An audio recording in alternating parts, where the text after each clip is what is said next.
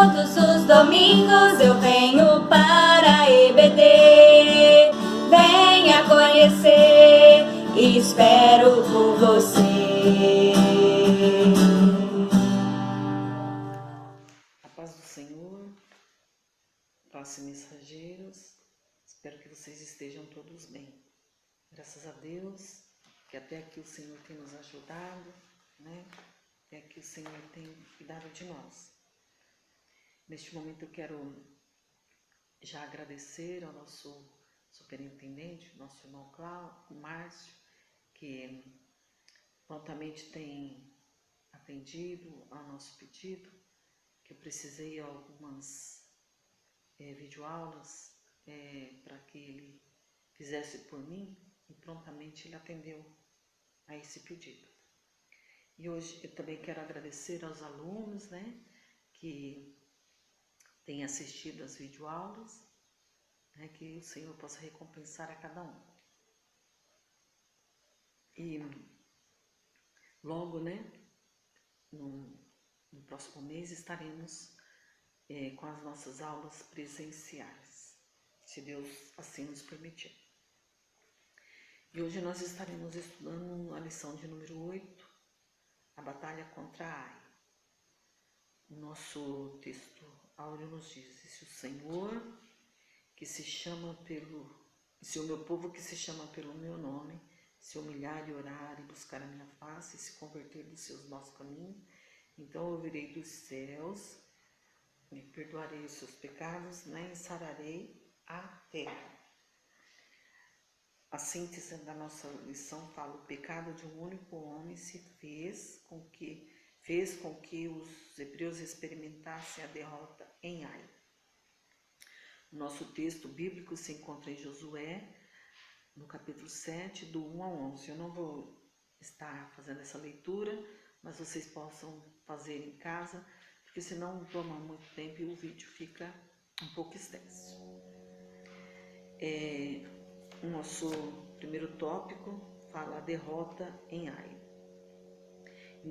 Dentro desse primeiro tópico nós temos 3 subtópicos. O primeiro, o perigo do pecado, o pecado de Acã e depois uma derrota. Então vamos pelo primeiro subtópico. O triste episódio da tomada de Ai nos mostra que não há nada mais perigoso para o crente do que o pecado, a iniquidade nos afasta de Deus e faz com que fiquemos vulneráveis aos ataques do inimigo. Deus havia dito que Josué não precisava temer e que ele tomasse toda a gente de guerra e fosse pelejar contra Ai, pois a vitória seria certa. Mas o pecado de um único homem, chamado Acã, fez com que os hebreus fossem derrotados e envergonhados. Então, aqui, né, fala o perigo do pecado. Isso aqui um alerta para nós, né, não brincarmos com o pecado, porque o pecado é sério, né? Muitas vezes tem pessoas que pecam hoje, aí não vê consequência nenhuma aparentemente e torna a pecar e vai isso aí vira um ciclo vicioso na vida da pessoa e a pessoa fica com aquele pecado como se fosse um bichinho de estimação na sua vida. Então temos que ter consciência de que o pecado é perigoso. O segundo subtópico fala o pecado de Acã. O pecado de um único homem acendeu a ira de Deus e as consequências sobre Acã, sua família e todo o povo logo vieram. O pecado precisa ser tratado com graça e misericórdia, mas de forma imediata. É preciso que haja arrependimento, confissão para que se traga misericórdia, para que Deus traga misericórdia. Vivemos no tempo da graça e para hoje a palavra de Deus nos exorta que se confessarmos os nossos pecados, Ele é fiel e justo para nos perdoar os pecados e nos purificar de toda a injustiça.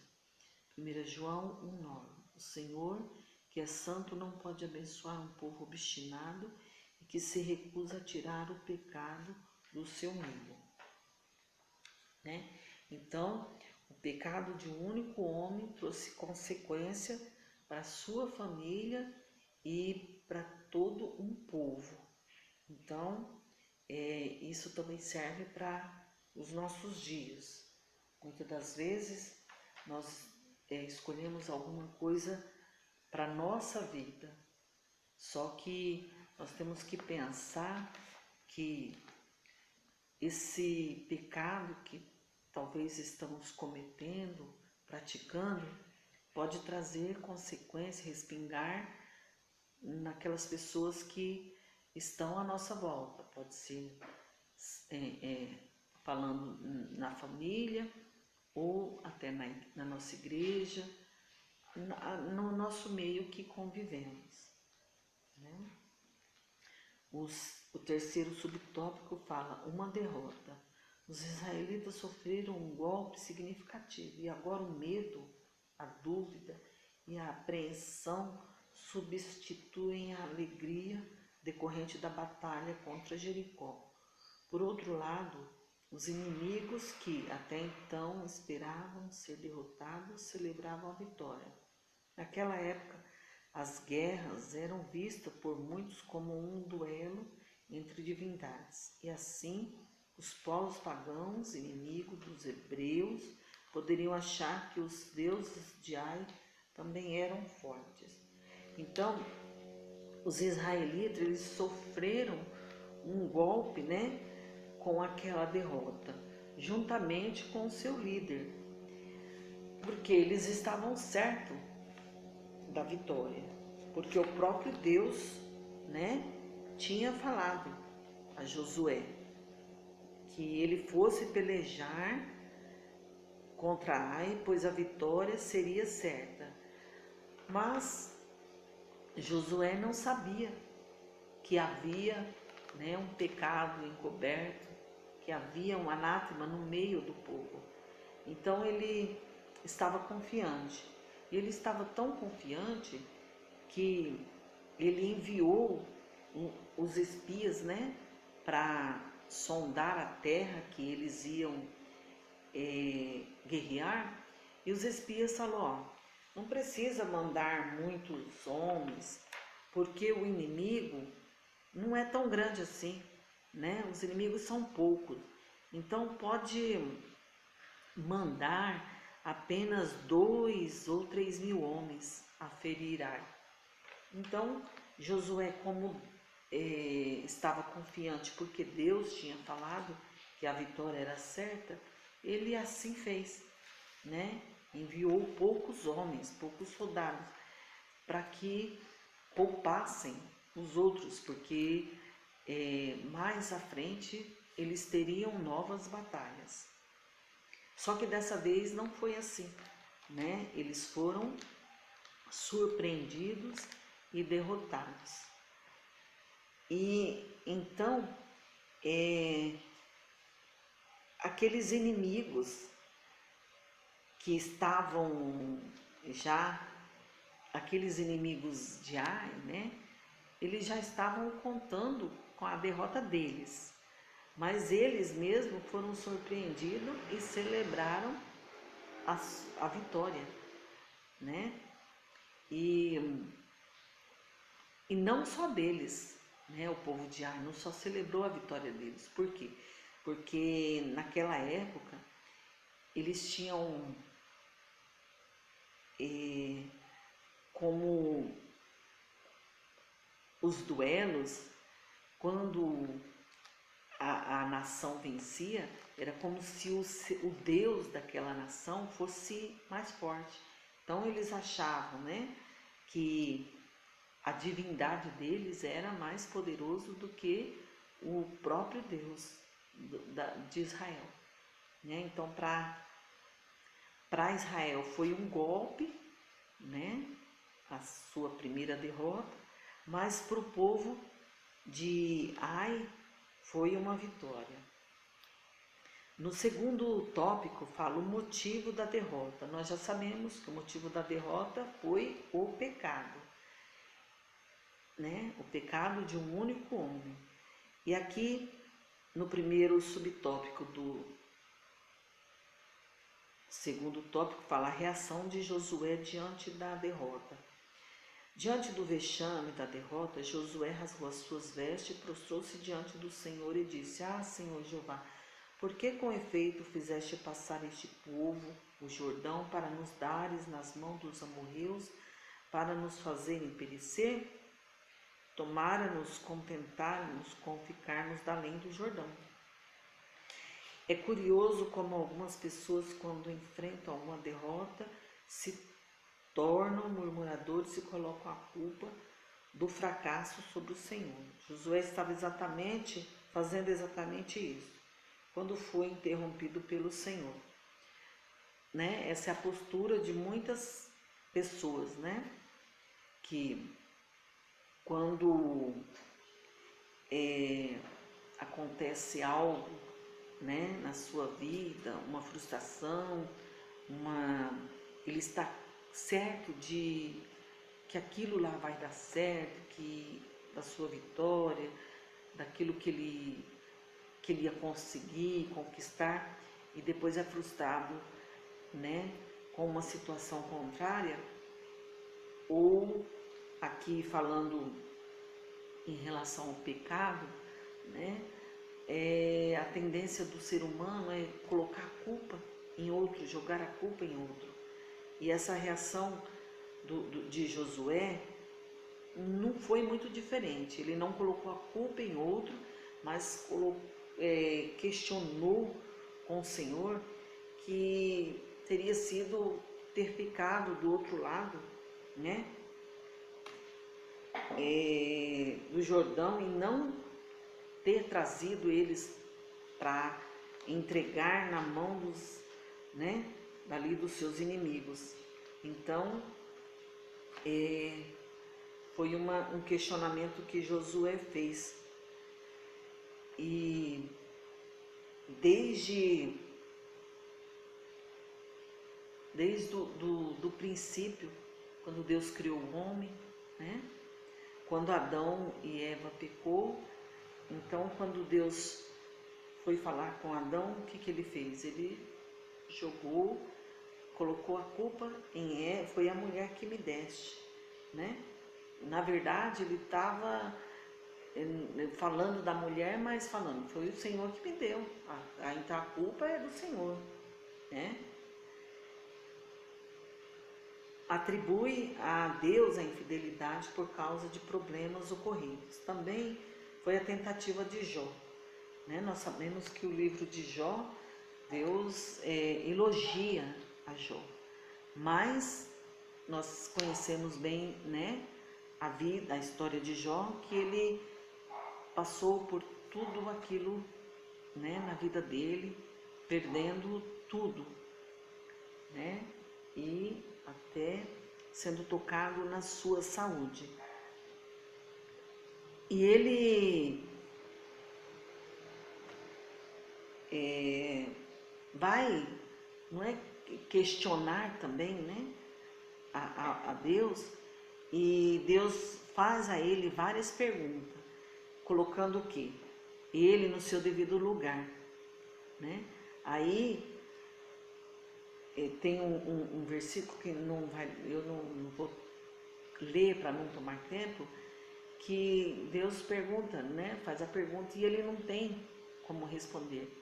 Então, ele mesmo fala que fazendo-lhe colocar a mão na boca, né? Porque ficou sem resposta. Deus jamais se equivoca em seus juízos, ainda que seja difícil compreendê-los, né? Então, tudo que Deus permite, tem muitas das vezes são consequências dos nossos atos, né? Mas não quer dizer que estamos imunes a termos problemas, dificuldades, até mesmo enfermidade na nossa vida. Não é que se nós tivermos algum momento da nossa vida, enfermidade ou desemprego, problemas, que isso venha a ser motivo por você estar pecando, você está em pecado. Não, são permissão que Deus nos permite para crescermos espiritualmente. Em alguma coisa o Senhor está permitindo para quê? Porque em tudo o Senhor tem um propósito. Acã toma do anátema. Deus falou com Josué dizendo que a derrota foi em consequência da transgressão do povo. Havia um anátema no meio dos israelitas e esse precisava ser retirado, né? Então, a gente sabe bem da história que quando eles foram tomar a Jericó, né, não era para se pegar nada dos inimigos. E o que Acã fez? Pegou, né?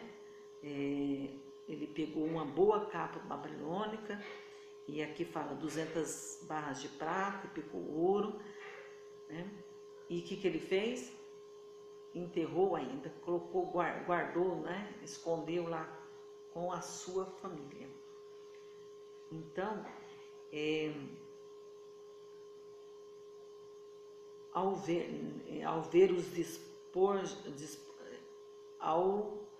dentro os despojos uma boa capa babilônica, né, essas coisas que eu falei, ele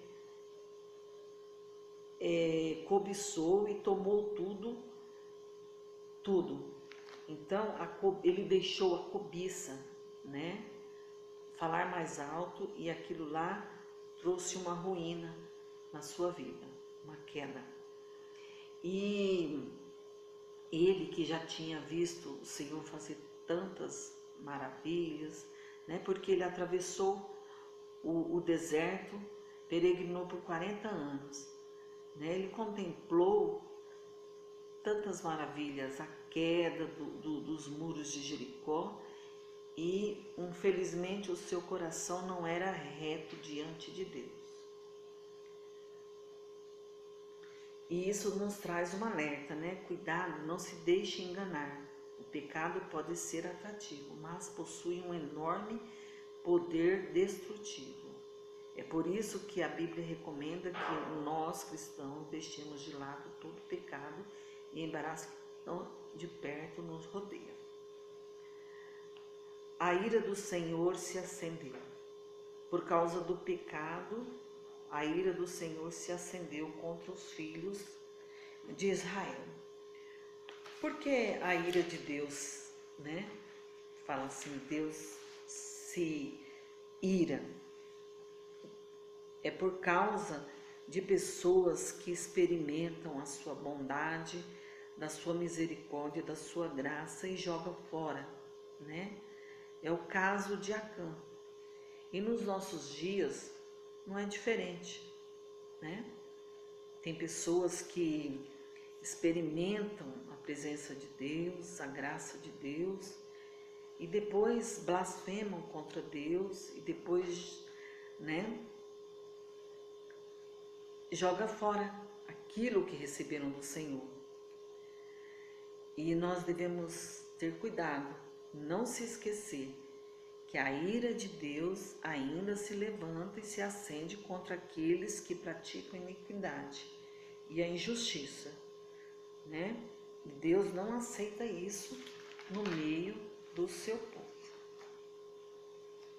Deus entrega a cidade de Ai, um inimigo confiante. Depois da derrota dos hebreus, da conquista de Ai, os habitantes da cidade ficaram confiantes, porém os israelitas estavam tomados pelo medo. Mas Deus, mais uma vez, restaurou a fé do líder, dizendo que não temesse nem se espantasse, porque tinham entregue a cidade inimiga em suas mãos. Esse triste episódio na história do povo de Deus nos mostra que o Senhor nos concede sempre uma oportunidade para que possamos recomeçar. Uma vez resolvido o problema do pecado, as promessas foram renovadas sobre o povo e a bênção do Senhor, mais uma vez, estava a caminho, seria apenas uma questão de tempo. Então Deus entrega o inimigo novamente, né, ao seu povo. Só que até aqui fala, né, um inimigo confiante. Só que o inimigo, ele estava confiante, né, porque da primeira vez, né, colocou o povo de Deus para correr. Então eles estavam confiantes, né? Só que eles não contavam que dessa vez o Senhor estava com eles, né? Porque, na verdade, as guerras do povo de Deus, quem lutava era o próprio Deus, que lutava por eles. Então, uma vez que o pecado foi removido, né, o Senhor restaurou e deu a vitória para o seu povo. O Senhor estava com eles, então o próprio Deus guerreou por eles. A estratégia de Deus é diversificada. E aqui, né, nós vamos ver que na batalha contra Jericó, Deus tinha estabelecido uma estratégia de guerra, envolvendo os sacerdotes e a arca do conselho, e outros tocando trombeta, mas agora seria bem diferente. Os despojos poderiam ser saqueados pelo povo, e a estratégia seria uma emboscada. Uma parte do povo fugiria para o deserto, fingindo ter perdido a batalha, e quando os homens de Ai saíssem no encalço dos israelitas para fora da cidade, milhares de hebreus entrariam e ateariam fogo, saqueando-a. Os hebreus consumiram os habitantes de Ai, deixando um total de 12.000 mortos. E assim como Moisés, quase 4 décadas antes, levantou a sua vara para que Israel prosperasse na peleja, agora Josué, por seu turno, deveria levantar sua lança e fazê-la permanecer no alto até o fim da luta, para que a vitória fosse completa. Então aqui nós vemos, né, que a estratégia de Deus já era outra. Em Jericó não era para se pegar, né, nada do inimigo, mas aqui Deus já autorizou. Então, o problema de Acã foi isso, sabendo que Deus tinha, a ordem que Deus tinha dado, ele não obedeceu, né? E não se arrependeu, ele não se arrependeu. Então, a própria Bíblia fala, né, que se nós nos arrependermos há tempo, né, tem que ter tempo. Depois, se passar o tempo e a oportunidade, aí sendo tarde, já não vamos alcançar a misericórdia do Senhor. Então aqui a estratégia foi outra. E isso para nós hoje, podemos, né, nesse momento que estamos vivendo, né, nessa pandemia, tirar assim, Deus dá estratégia novas em tempo de crise, né? Então o povo de Deus vinha vindo de uma crise, né, de uma derrota, mas Deus deu uma estratégia nova para eles e eles foram vitoriosos dessa vez. E depois da vitória, culto da restauração. Para celebrar a vitória, Josué deslocou o povo até o monte Ebal e ali edificou um altar onde colocou em pedras uma cópia da lei de Moisés, com os oficiais hebreus e a volta da arca, a meio caminho das montanhas e as tribos, sobre as encostas. Josué proclamou a lei do Senhor, restaurando o compromisso com o Altíssimo. A palavra de Deus deveria estar escondida no coração do seu povo, a fim de que a conquista de Canaã acontecesse. Condutas semelhantes às de Acã não deveriam se repetir mais. Então aqui, né, para nós nos lembrar de sempre agradecer, né, e pela vitória que o Senhor nos dá. E aqui Josué, ele edificou, né, um altar em gratidão pela restauração que Deus deu ao povo dele, né, ao seu povo. E para nós também tirarmos de lição para as nossas vidas, né, que condutas semelhantes a de Acã não deve se repetir nas nossas vidas, né? E também termos cuidado, né, com muitas atitudes que nós tomamos na nossa vida, muitas coisas que nos faz pecar e trazer consequências que não são agradáveis nem para a nossa vida, nem para a nossa família, às vezes até mesmo trazendo prejuízo para a igreja onde nós congregamos, né? Que o Senhor possa abençoar cada um de vocês e que logo, logo nós estaremos juntos, né? E assim nós teremos mais tempo e poderemos, né, estar falando melhor as lições e debatendo e tendo a participação de vocês, tá? Que Deus abençoe a cada um e que o Senhor vos dê uma semana abençoada.